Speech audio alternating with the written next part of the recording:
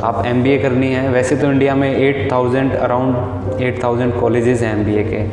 ऐसा नहीं कि आप किसी भी कॉलेज में एमबीए कर रहे हो तो आपको जॉब मिल जाएगी। बहुत सारे बच्चे ऐसे हैं कि जिनको एमबीए इधर उधर के कॉलेज से कर लिए लेकिन जॉब नहीं मिल रही है।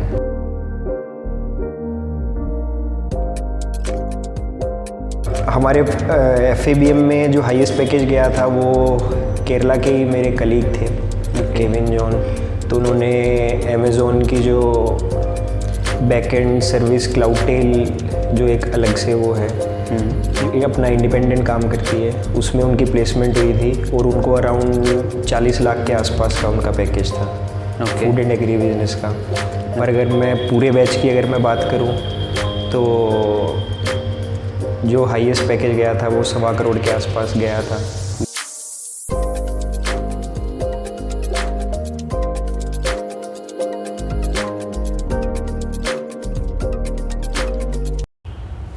नमस्कार दोस्तों, करियर बाय एक्सपर्ट्स में आपका स्वागत है। आज हमारे साथ हैं मिस्टर आशीष, जिन्होंने IIM अहमदाबाद से MBA किया हुआ है। और अगर आप या आपकी फैमिली में कोई मेंबर अगर MBA करना चाहता है तो ये वीडियो एंड तक ज़रूर देखिए। हेलो आशीष, कैसे हो? बहुत ही बढ़िया भैया। तो शुरू करते हैं। आपने जैसे ये स्कूलिंग से शुरू करते हैं, आपने अपनी स्कूलिंग कहाँ से की?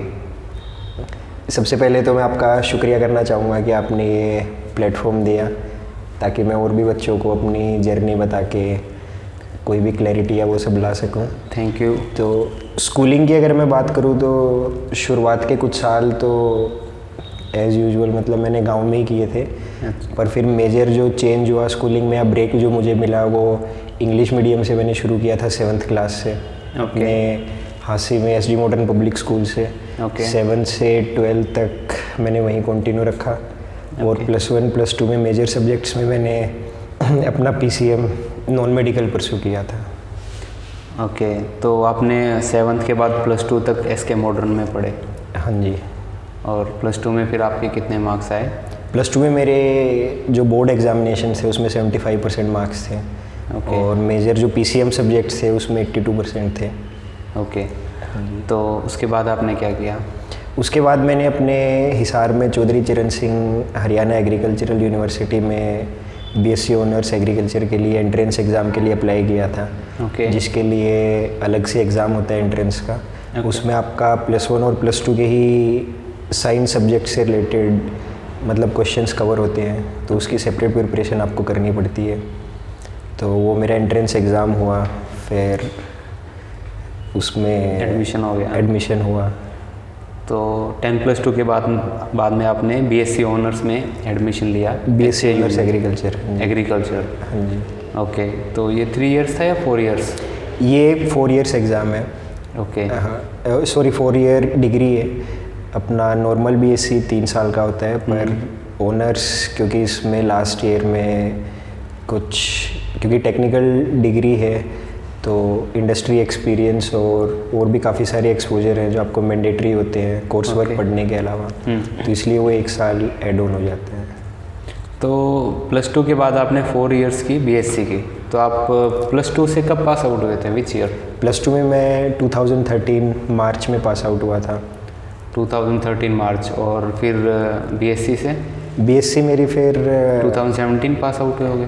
4 इयर्स पास आउट BSc 2017 से। और उसके बाद MBA कब शुरू हुआ आपका? उसके बाद जैसे BSc का 3rd 4th ईयर आ रहा था तो बाकी और स्टूडेंट्स की तरह हमारा भी जो फ्रेंड सर्कल था जैसे जैसे करियर के लिए थोड़ा सेंसिटाइज हो रहे थे, तो हमारे सामने भी फिर मतलब एक पॉइंट आया जब हमें फाइनली डिसाइड करना था कि अब BSc के आगे क्या करना है, करियर ऑप्शन क्या चुनना है हमें। तो यूजुअली फिर कुछ सीनियर से गाइडलाइंस ली, कुछ फ्रेंड्स के विद इन डिस्कस किया, कुछ जो ऑलरेडी सक्सेस स्टोरीज हमारे सामने जितनी भी थी कॉलेज के एलुमनाइज की और इन सब की, उन सबको देखा। तो उसके बाद हमारा MBA हमने डिसाइड किया। खुद का भी जो फिर सेल्फ इंटरेस्ट था उसको अलाइन किया इन सब के साथ। तो जो मुझे बेहतर लगा मेरे लिए ऑप्शन वो MBA का लगा। MBA का लगा। तो आपने मतलब +2 करने के बाद आपने डिसाइड नहीं किया था कि आप क्या करके क्या करने वाले हो? नहीं। तो आपने +2 के बाद बेसिकली बीएससी तक का टारगेट था, बीएससी में एडमिशन लिया और बीएससी सेकंड थर्ड ईयर में आप आने के बाद आपने डिसाइड किया कि आपको एमबीए करना है। तो आपने फिर एमबीए के लिए कौन सा एग्ज़ाम दिया, कैट?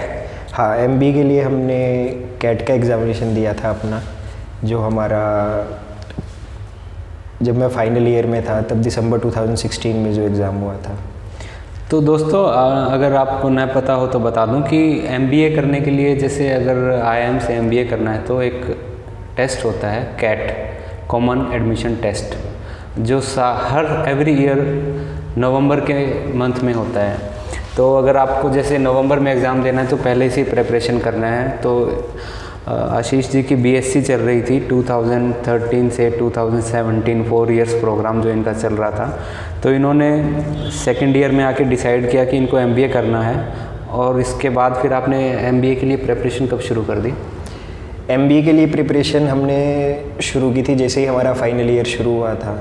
विच मंथ्स और ईयर कौन सा, मतलब कब? तो जो एग्ज़ाम था हमारा वो दिसंबर 2016 में एग्ज़ाम हुआ था। ओके। कैट जिसके लिए हम एलिजिबल थे, क्योंकि इसके लिए या तो आप बीएससी फाइनल ईयर में होने चाहिए या आपका बीएससी कंप्लीट हो चुका होना चाहिए। नहीं, आपने एग्ज़ाम 2016 में दिया, उसके लिए प्रिपरेशन कब से शुरू कर दी थी? मतलब प्रिपरेशन हमने शुरू की थी बिल्कुल ईयर बिगनिंग से, मतलब 16 जनवरी से आपने? हाँ। उससे पहले आपने कोई प्रिपरेशन नहीं, उससे पहले कैट की प्रिपरेशन हमने नहीं की थी। तो 2016 जनवरी से इन्होंने अपनी कैट के लिए प्रिपरेशन शुरू कर दी, और साथ में ही इनकी बीएससी भी चल रही थी, ठीक है? तो साथ साथ में बीएससी और साथ साथ में कैट की प्रिपरेशन। तो उस प्रिपरेशन के लिए आपने क्या किया, कोई कोचिंग या फिर सेल्फ स्टडी? दोनों का ही काफ़ी बड़ा रोल था। ओके। कोचिंग, क्योंकि सेल्फ स्टडी भी एक लिमिट तक हम कर पा रहे थे, पर फिर जो एक बैरियर होता है कि भाई एक काफ़ी बढ़िया इंस्टीट्यूट में जाना है हमको, जैसे आईआईएम्स हैं टॉप के, या और अपने एग्री बिजनेस के जो टॉप के इंस्टीट्यूट्स थे, तो बैरियर ब्रेक करने के लिए नो डाउट एक गाइडेंस की ज़रूरत होती है। ओके। तो उसके लिए हिसार में ही अपने डॉक्टर दिनेश नागपाल हैं। ओके। तो उनसे फिर हमने वहाँ पर गाइडेंस और आगे कितना टाइम की थी वो कोचिंग? कोचिंग हमने ली थी अराउंड 5 से 6 महीने रेगुलर? हाँ। ओके।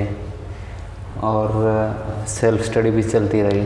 हाँ, हमारा 6 से 7 स्टूडेंट्स का एक, हमारे बैचमेट्स का एक ग्रुप था काफ़ी बढ़िया। ओके। तो उसका स्टडी ग्रुप का हमें काफ़ी ज़्यादा फ़ायदा मिला। ओके। और हॉस्टल में ही हम, जो अपना एचएयू कॉम्प्लेक्स है इसमें हॉस्टल में रहते थे, साथ में नेहरू लाइब्रेरी में एक नाइट रीडिंग हॉल है, तो वहाँ पे डेली बेसिस पे हमारे नाइट। तो आप कितने आवर्स बेसिकली एमबीए प्रिपरेशन के लिए डेली कितने आवर्स देते थे? तो ऑन एन एवरेज? शुरुआत में काफ़ी ज़्यादा करना पड़ा था, क्योंकि बेसिकली अगर कैट के एग्ज़ाम फॉर्मेट की अगर मैं बात करूँ तो इसके 3 मेजर पार्ट थे अपने। पहला अपना लॉजिकल रीजनिंग और डेटा इंटरप्रिटेशन का है, और उसके बाद एक अपना क्वांट्स का है, और उसके बाद उसमें वर्बल एप्टीट्यूड है जिसमें इंग्लिश अपना होता है।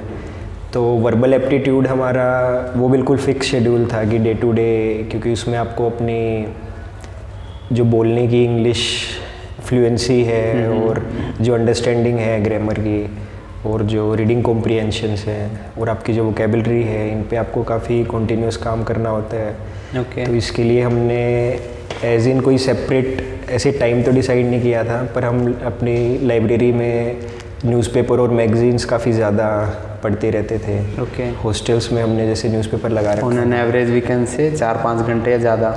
हाँ। 5 घंटे डेली? 5 से 7 घंटे daily, including coaching hours. Okay. तो उतना टाइम आप डेली कैट के एग्ज़ाम के लिए देते थे?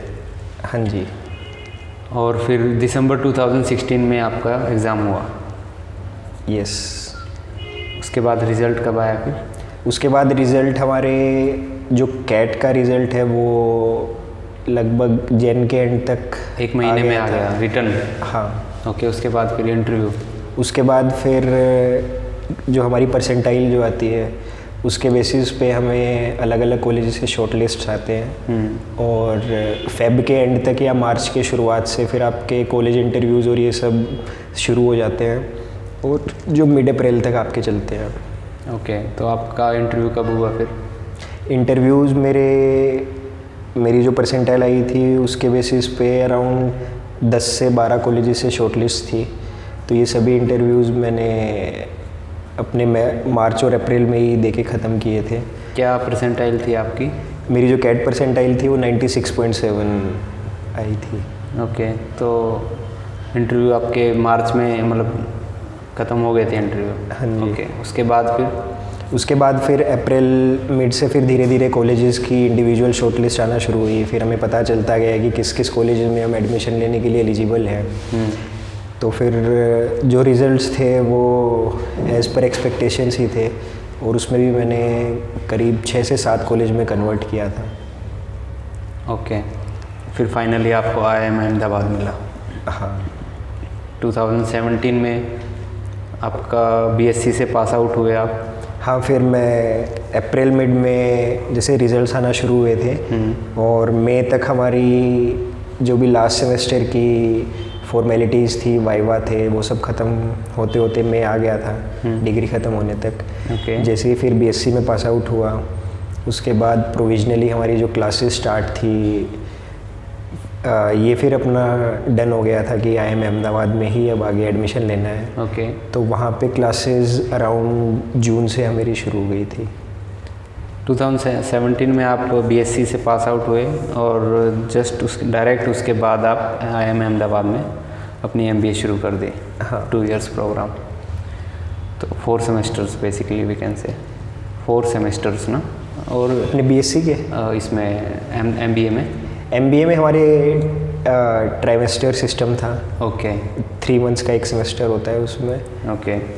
तो उसमें 6 सेमेस्टर्स थे, ठीक, ट्राइमेस्टर्स थे अक्रॉस 2 इयर्स, और प्लस 1-2 महीने की हमारी मैंडेटरी इंटर्नशिप जो हमें वो एक्सपीरियंस लेना होता है। तो MBA की फ़ीस कितनी थी वहाँ पर? तो IIM अहमदाबाद की जो 2 साल की जो ट्यूशन फ़ीस थी वो अराउंड 21.5 lakhs थी। और बाकी अदर एक्सपेंसेस? अदर एक्सपेंसेस जो अपने एक day to day living expenses होते हैं, प्लस में फिर आपके पास एक ऑप्शन होता है वहाँ पे कि आपको एक स्टूडेंट एक्सचेंज प्रोग्राम में परस्यू करना या नहीं होता है, जिसके अंदर आपको जो भी डिफरेंट काफ़ी सारे फॉरेन में ऑप्शंस होते हैं डिफरेंट कॉलेजेस में, जहाँ पे आप जाके एक ट्राइमेस्टर वहाँ पे पढ़ सकते हो। तो अगर वो आप परस्यू करते हो तो आपके इन 21.5 लाख के अलावा अराउंड 6 to 7 लाख एक्सपेंस और एड ऑन हो जाते हैं। और अगर किसी बच्चे के पास इतना फ़ीस नहीं है तो लोन मिल जाता है क्या उनको, एजुकेशन लोन? ये IIM का मैं थोड़ा कहूँगा कि थोड़ा ब्राइटर साइड या एक एडवांटेज मिलता है बच्चों को कि अगर IIM या इवन जो अपने टॉप के भी IITs हैं, अगर मैं अंडरग्रेड की बात करूँ, उनमें अगर एडमिशन हो जाए तो जो ये टॉप के 7-8-10 कॉलेजेस हैं, इनके लिए अपने जितने भी बैंक्स हैं काफ़ी इजीली आपको लोन्स दे देते हैं, और उनका प्रोसीजर भी काफ़ी आसान है। बेसिकली फ़ीस की टेंशन नहीं है? नहीं, फ़ीस की टेंशन नहीं होती आपको। अगर आप पढ़ने वाले बच्चे हैं और MBA करना चाहते हैं IIM से या किसी टॉप कॉलेज से, तो फ़ीस की टेंशन लेने की ज़रूरत नहीं है। आप प्रिपरेशन करें, एग्ज़ाम दें, बैंक आपको एजुकेशनल लोन देंगे। और उसके बाद फिर 2019 में आप पास आउट हुए। हाँ जी। तो प्लेसमेंट कैंपस में ही हो गई या बाद में जॉब कहीं ढूंढनी पड़ी? नहीं, जो प्लेसमेंट होती है वो आपकी कैंपस से ही होती है। ओके, सब बच्चों की हो जाती है वो? हाँ, 100% सब बच्चों की हो जाती है। ओके, तो प्लेसमेंट लगभग कितना, मतलब क्या पैकेज मिलता है ऑन एन एवरेज? तो जो हमारा बैच था, मेरा food and agri business program था। ओके। और जो 45 बच्चों का बैच था, उसमें जो हमारा प्लेसमेंट डे था, लगभग 5 से 5.5 घंटे में सभी बच्चे प्लेस हो गए थे। और जो एवरेज पैकेज जो बैच का गया था अराउंड 17 से 18 लाख के आसपास था। तो स्टार्टिंग सैलरी जैसे ही वहाँ अगर आप IIM अहमदाबाद से पास आउट हो रहे हैं तो ऑन एन एवरेज मिनिमम जो है 18 lakhs जो आपका पैकेज मिलता है, तो बेसिकली 1.5 लाख पर मंथ आपकी सैलरी शुरू हो जाती है ऑन एन एवरेज। और कुछ बच्चों का ज़्यादा भी, मतलब एक हायर स्केल पे अगर बात करें तो बहुत सारे बच्चों के पैकेजेस काफ़ी ज़्यादा भी होते हैं। तो किसी का आपने देखा हो कि काफ़ी बड़ा पैकेज मिला हो किसी को? हमारे FABM में जो हाईएस्ट पैकेज गया था वो केरला के ही मेरे कलीग थे, केविन जॉन। तो उन्होंने अमेज़ोन की जो बैकएंड सर्विस क्लाउडटेल जो एक अलग से वो है जो ये अपना इंडिपेंडेंट काम करती है, उसमें उनकी प्लेसमेंट हुई थी और उनको अराउंड 40 लाख के आसपास का उनका पैकेज था फूड एंड एग्री बिजनेस का। पर अगर मैं पूरे बैच की अगर मैं बात करूं तो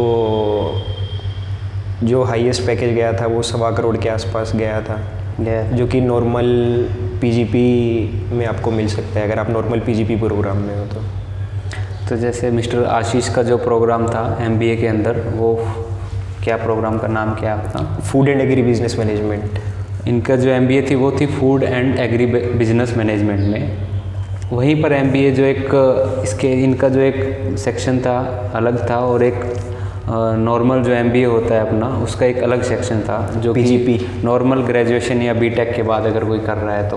हाँ, जो PGP जो प्रोग्राम है कोई भी स्ट्रीम का कर सकता है, इवन हम भी उसके लिए एलिजिबल थे। अच्छा। मैंने भी इंटरव्यू दिया था पर PGP में मेरा अहमदाबाद में नहीं हो पाया था। ओके।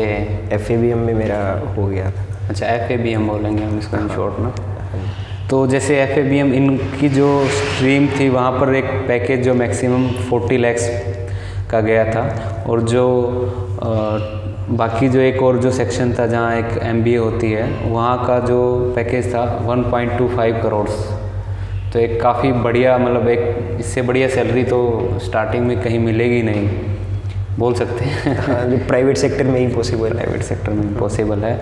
तो IIM अहमदाबाद के अलावा और भी काफ़ी IIM के कॉलेजेस हैं इंडिया में। जैसे पहले तो 6-7 ही थे, अभी ऑलमोस्ट अराउंड 20 कॉलेजेस हैं जो IIM के नाम से हैं। अगर आप किसी भी IIM में अगर आपका एडमिशन होता है तो आपको जॉब की टेंशन नहीं होनी चाहिए आई थिंक। तो अगर आप MBA करनी है, वैसे तो इंडिया में अराउंड 8,000 कॉलेजेस हैं MBA के। ऐसा नहीं कि आप किसी भी कॉलेज में MBA कर रहे हो तो आपको जॉब मिल जाएगी। बहुत सारे बच्चे ऐसे हैं कि जिनको MBA इधर उधर के कॉलेज से कर लिया लेकिन जॉब नहीं मिल रही है।